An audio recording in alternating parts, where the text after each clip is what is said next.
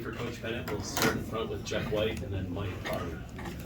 Tony, what do you take away from a game like this where your team doesn't play particularly well but finds a way to win? Yeah, I think we made some timely baskets, had a good stretch at the end of the first half, and Louisville is improving. They went to Miami and it gave Miami everything they could handle. Ellis is playing well, Withers is, and Kenny. It's tough, he's his first year, he's getting guys going, but they're playing hard and they're in there in more games. And at this stage, I thought we had stretches of good defense, but we're not a team that just separates all the time. We missed some front ends and bonuses, missed a couple of close ones that perhaps could have made that a little more comfortable at the end. I think we were up 10-5, but again, good defensive stand the last possession. I don't know, why did they? But I thought our guys covered for each other and guarded that three-point line well. So again, it's it's what it is at this stage. So you just have to. My dad said it's time. He said it's steel-toed boots and hard hats this time of year. He said that's what it is, and you have to have that mindset. But you got to be clear on your identity as a team. And we got some timely baskets. Jeff from McNeely hit a big three. I thought Kihei hit some big had a good stretch in the second half, and then Armand was real aggressive and just enough timely plays and was enough to be successful. Mike.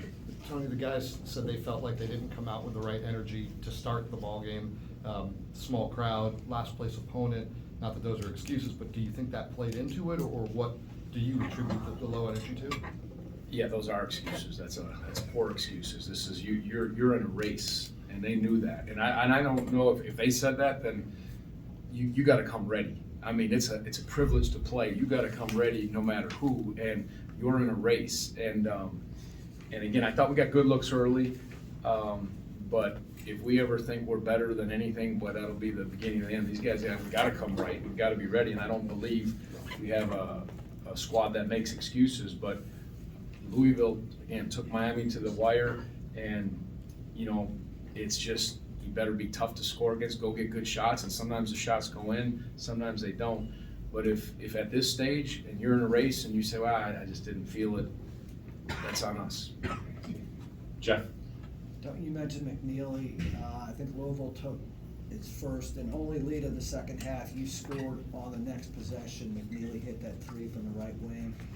I mean, how important was it to kind of nip that in the bud? Yeah, I thought, Isaac hit two big threes, but that was really important for sure. We had timely makes. Ben hit a big three. Again, Kihei had some drives. There's a steal at a crucial time, but that three, you could feel it because certainly the crowd was starting to get into it, and those guys, they're scrapping. I mean, it's tough to be in the spot Louisville is in. Those young men are battling, and they want to get a victory, and obviously we've been playing well. So, but there's not a lot of separation, and I know you say that the difference in this league, you play well, and the team that plays well is probably going to win. If you're not right, I don't care if it's first, second, third, or teams that don't have a good record, it's not going to make a difference. And so I believe that. So again, I take my hat off to those guys for working hard, but we got to keep working, and I'm thankful for the win and to get out of here and get ready for the next one. Mike.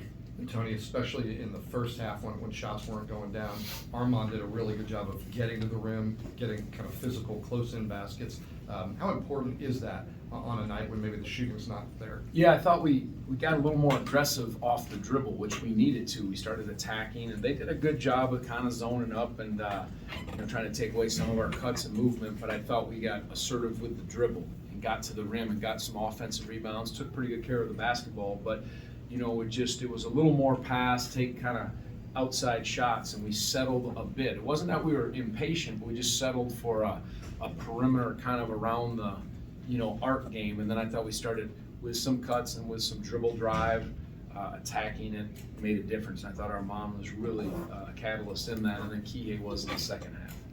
Any other questions for Coach Bennett? All right, Mike, one more. Didn't sound like a big deal, but Kihei and Ben mentioned that the ball they thought was deflated. Was that something they talked to you about during the game or not until the end? Kihei just, when the horn ran out, he's like, "Coach, feel this ball," and it was they're talking.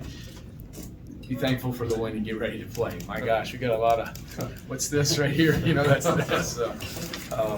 we'll keep ready, and we're, like I said, grateful. Kihei passed, I know it's his 5th year, but he set the record for the most wins in the history of the ACC, and passed Shane Battier. Again, he's had 5 years to do it, Battier had 4, but still means he's won a lot of games, so I'm grateful for that and excited.